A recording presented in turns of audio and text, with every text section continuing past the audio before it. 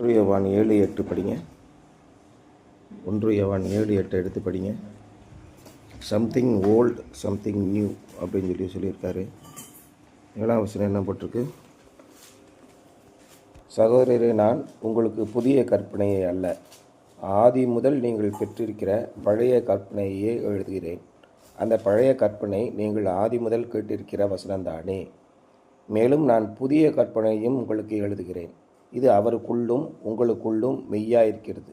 ஏனென்றால் இருள் நீங்கி போகிறது, மெய்யான ஒளி இப்பொழுது பிரகாசிக்கிறது. உண்மையான வெளிச்சம் என்றால் என்ன? அது இப்பொழுது உங்களுடைய இருதயத்திலே பிரகாசிக்கிறது. The Christian life, the life that is real, is a beautiful blending of something old, something new. கிறிஸ்துவ வாழ்க்கை வாழ வேண்டும் என்று முடிவு செய்துவிட்டால் அந்த வாழ்க்கை என்ன? புதியதும் பழையதும் கலந்த ஒரு வாழ்க்கை. அது இறைவனுடைய வாழ்க்கை. அது அற்புதமான வாழ்க்கை அப்படின்னு சொல்கிறார். The Holy Spirit never grows old. இந்த பரிசுத்த ஆவியானவர் ஒரு காலத்திலும் பழமையானதாகவோ அல்லது முதியவராகவோ அல்லது வயது சென்றவராகவோ காலத்துக்கு ஒவ்வாததாகவோ ஆவதில்லை. பரிசுத்த ஆவியான நேற்று தான் எனக்கு மனசில் ஓடிக்கிட்டே இருக்கு. நேற்று பிரசங்கத்திற்கு முன்னாடி என்ன பாட்டு பாடுறோம்?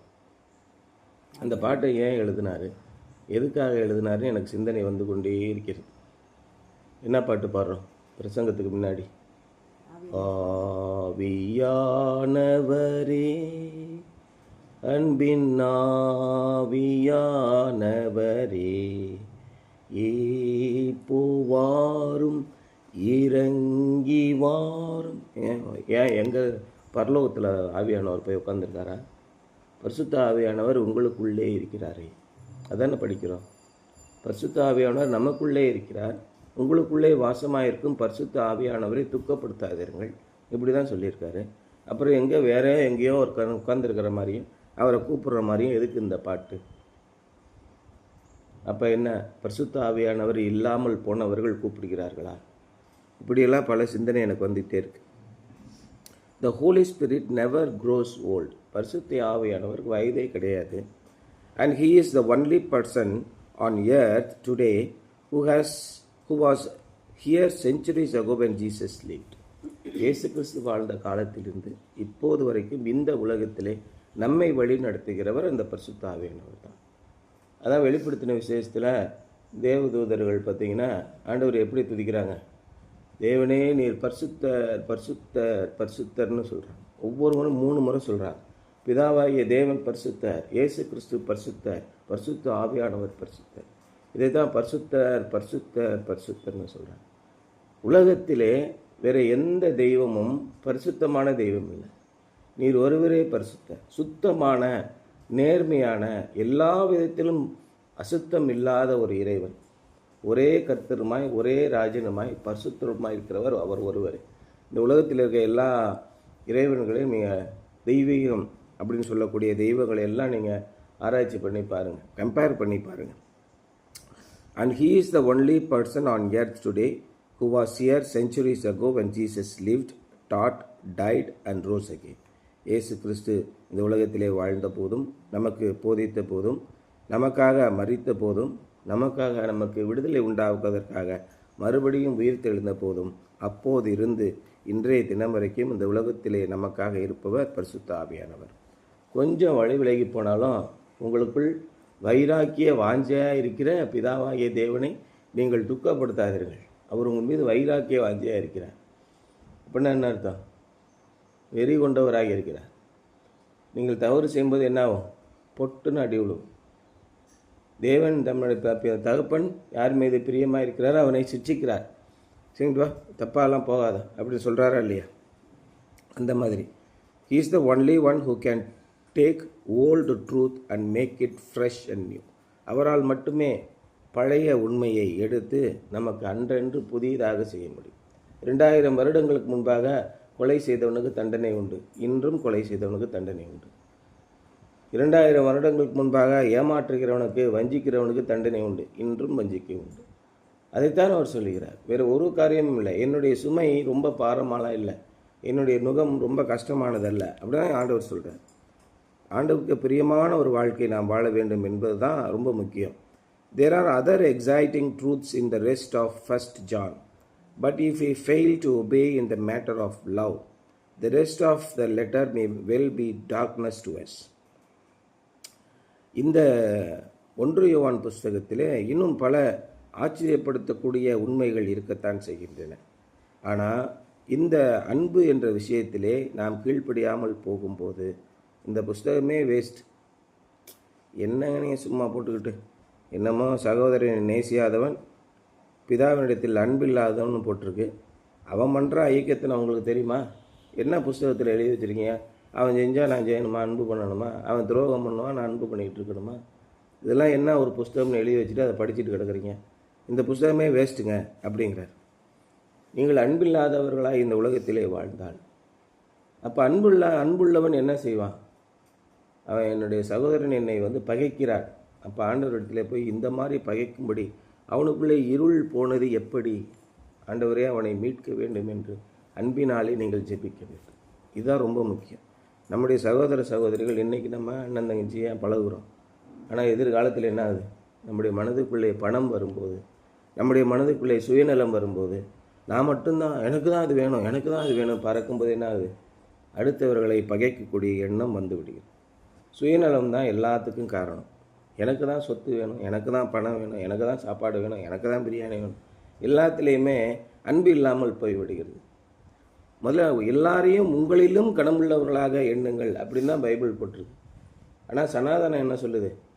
நான் உனக்கு மேலே, அவன் உனக்கு மேலே, அவன் உனக்கு மேலே, இப்படியே ஒரு ஸ்டெப் பை ஸ்டெப்பாக வைக்கிது. இதுதான் சனாதனம், இந்தியாவில் இருக்கிற அடிமைத்தனத்தின் கொடூர உச்சம். ஆனால் பைபிள் என்ன சொல்லுது? எல்லாரையும் உங்களில் மேலானவர்களாக கனம் பண்ணுங்கள் அப்படி சொல்லி. சரி சார், நீங்கள் முதல் எடுத்துக்கோங்க, அது ஒன்றும் பிரச்சனை இல்லை, நீங்கள் சாப்பிடுங்க சார், நான் அப்புறம் சாப்பிட்டுக்கிறேன். இப்படி சொல்லும்போது சுயநலம் அங்கே இல்லாமல் போய்விடுகிறது. இப்படி போகும்போது அன்பு நிலைத்திருக்கிறது. அடுத்தவங்க தான் நமக்கு எல்லாம் செய்யணும், நான் தான் முன்னாடி நினைக்கும்போது அங்கே இருள் வருகிறது. இந்த 1 யோவான் எழுதின அந்த பைபிளே வேஸ்ட்டு, தூக்கி குப்பையில் போட்டுரு அப்படிங்கிறார். Perhaps the best thing we can do right now is to search our hearts to see if we hold anything against a fellow believer or if someone has anything against us. ஒருவேளை இன்றைய தினத்திலே நாம் செய்யக்கூடிய மிகச்சிறந்த காரியம், சரியான காரியம்னா என்னென்னா, நாம் யாருக்கு விரோதமாவது நம்முடைய மனதிலே வைராக்கியத்தையும் கோபத்தையும் பகையையும் வைத்திருக்கிறோமா? அல்லது மற்றவர்கள் நமக்கு எதிராக வைராக்கியத்தையும் கோபத்தையும் பகையையும் வைத்திருக்கிறார்களா என்று உங்களுடைய உள்ளத்தை ஆராய்ந்து பாருங்கள்.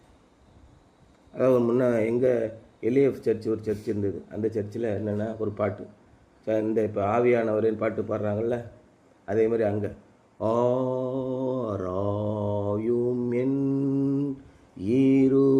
இருதயத்தை நீர் அப்படி ஒரு பாட்டு. என் எண்ணமெல்லாம் சோதித்தறிவி அப்படி பாட்டு. என்னுடைய உள்ளத்தை நீர் ஆராய்ந்து பாரும், எண்ணில் பொல்லாப்பு காணுவீர் என்றால் அவற்றையெல்லாம் நீக்கப்படும் அப்படின்னு ஜெபம் பண்ணும்போது மட்டும்தான் இந்த வேலை. அதுக்கப்புறம் எல்லா விதமான உள்குத்து வேலைகளும் நடக்கும். இப்படி 2 வேடம் போட்டு வாழ்ந்து கொண்டிருக்கிற கிறிஸ்தவர்கள் ஏன் வாழ்கிறான்னா, அவருடைய மனதிலே பரிசுத்த ஆவியானவர் இல்லை. நாமும் அதே மாதிரி வாழ்ந்து கொண்டு இருந்தால் நம்முடைய மனதிலே பரிசுத்த ஆவியானவர் இல்லை. அப்போ அன்பு இல்லை என்றால் அங்கே ஒன்றுமே இல்லை அப்படின்னு சொல்லி சொல்கிறார். The life that is real is an honest life. உண்மையான வாழ்க்கை என்பது ஒரு நேர்மையான வாழ்க்கை. And it is a life of doing, not merely saying. நிறைய பேர் என்ன நினைக்கிறாங்க, இதை வெளியில் சொல்லிடாதீங்க, அதை யாருக்கும் சொல்லாதீங்க, அதை எதுவும் சொல்லிடாதீங்க, யாருக்கும் தெரியக்கூடாது, ஏன் அவங்க வாயில் பட்டுட்டு இப்படியே இருக்காங்க. உண்மையான வாழ்க்கை என்றால் என்ன? அது ஒரு திறந்த புஸ்தகமாக இருக்கிறது. எதுக்கு பயப்படணும்? பொய் சொல்லி ஏமாற்றி நாடகம் நடிக்கிறதுனால தான் நம்ம பயப்படணும். அப்படியே நம்முடைய காரியங்களை படி அவன் தெரிந்து கொண்டால் என்ன நடக்க போகுது? நம்மை காப்பாற்றுகிறவர் ஆண்டவர். நம்மால் ஒரு காரியமும் செய்ய முடியாது என்று இருக்கும்போது எதற்காக செய்யணும்?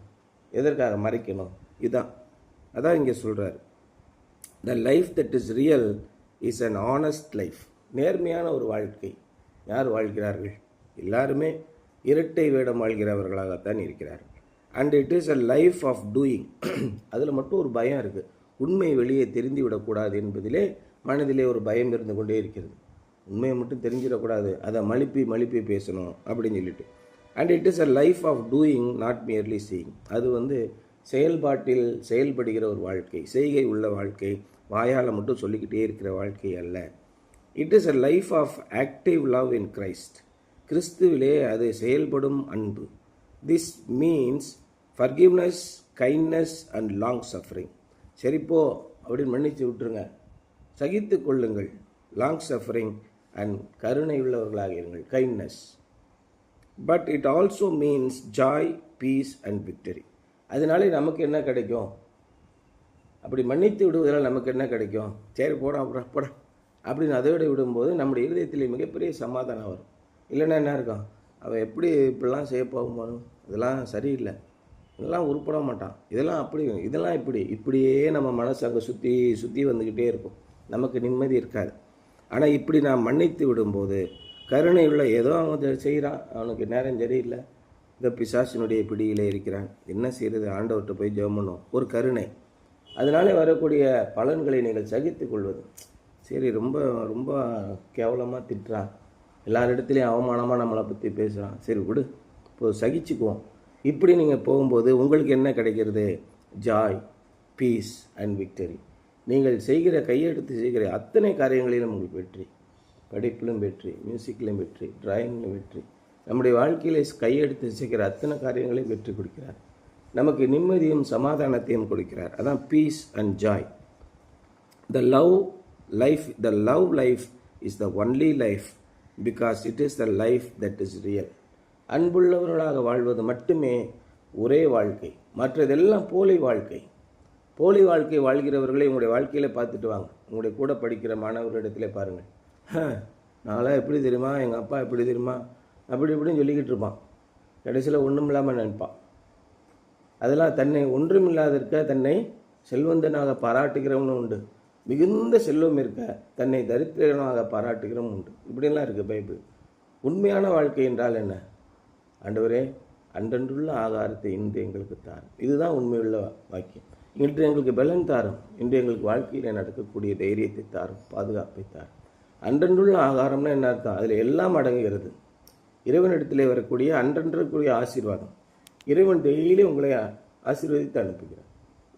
இதுதான் உண்மையான பாதுகாப்பான வாழ்க்கை. Something old and something new. Something to ponder. Are you currently involved in an unresolved conflict? இன்றைக்கு உங்களுடைய வாழ்க்கையிலே தீர்க்கப்படாத ஒரு சண்டையிலே நீங்கள் சிக்கி கொண்டிருக்கிறீர்களா? If so, what steps can you take to try to deal with the matter? அந்த விஷயத்தை கையாளுவதற்கு நீங்கள் என்ன செய்யலாம்?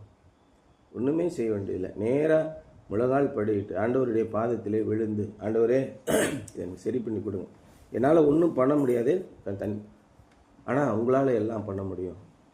நாங்கள் ஒன்றும் முடியாதவர்கள், நாங்கள் அப்பிரயோஜனமான ஊழியக்காரர், நாங்கள் எங்களால் முடிஞ்சதான் செஞ்சோம், நீங்கள் என்ன சொல்கிறீங்களோ அதை நாங்கள் செய்கிறோம். ஆண்டவரே நாங்கள் என்ன செய்யணும்? படகுக்கு வலது புறமா வலையை போடு, ஏற்கனவே அங்கே போட்டாச்சுங்க, அதெல்லாம் சொல்லாத, சரிங்க போடு. இறைவன் அற்புதமானவர், இறைவன் மகா பெரியவர், இறைவன் மகா பரிசுத்தமுள்ளவர். அதை எப்பொழுது நீங்கள் உணர்கிறீர்களோ அப்பொழுது தைரியமாக ஆண்டவர்கிட்ட கொடுத்துருவீங்க. இறைவன் எல்லாவற்றையும் செய்ய முடியும். ஆண்டவரே நான் என்ன செய்ய வேண்டும் என்ற ஞானத்தை எங்களுக்கு தாங்க, நாங்கள் எப்படி நடக்க வேண்டும் என்று எங்கள் கரம் பிடித்து நடத்துங்க.